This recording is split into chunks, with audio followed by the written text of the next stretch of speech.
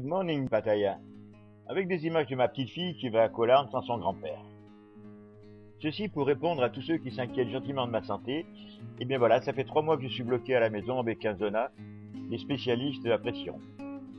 J'en profite pour répondre à ceux qui me reprochent d'employer des mots anglais dans mes commentaires. Sachez que quand on habite à Pattaya depuis plusieurs années, même dans une conversation entre Français, on emploie des mots de 3 langues. On ne dira jamais la route de la plage, mais toujours la beach road. On ne dira pas non plus la route centrale, mais la Central Road ou la Pattaya Klang. Il existe même une 4e langue que l'on appelle l'anglais thaï. Alors là, c'est tout un poème. Il faut traduire quand en Thaïlande on vous dit Twelo, cela veut dire 12. Et Miu, cela veut dire milk. Ceux qui ont pratiqué le Swahili en Afrique comprendront. Mais bon, l'anglais parlé par les Marseillais, c'est quelque chose aussi.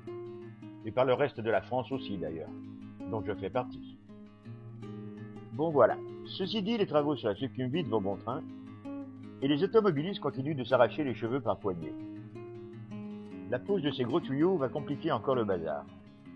À cette occasion, des dérivations de la circulation vont être mises en place. De nombreux policiers seront présents aux heures de pointe pour aider à la circulation. Mais bon, ça va être un peu plus rock'n'roll quand même. Là par contre, coup de blues pour ce chauffeur de semi-remorque transportant des containers.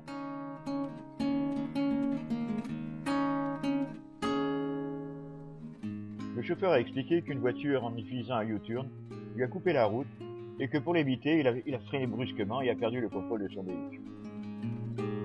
C'est sur la route 31 que l'accident s'est produit.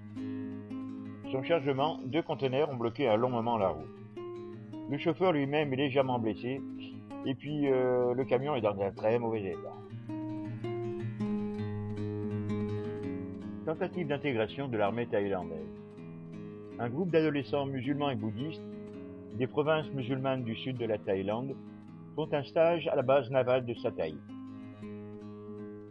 Ils vont ainsi passer plusieurs jours sur la base navale afin de découvrir les charmes de la marine thaïlandaise.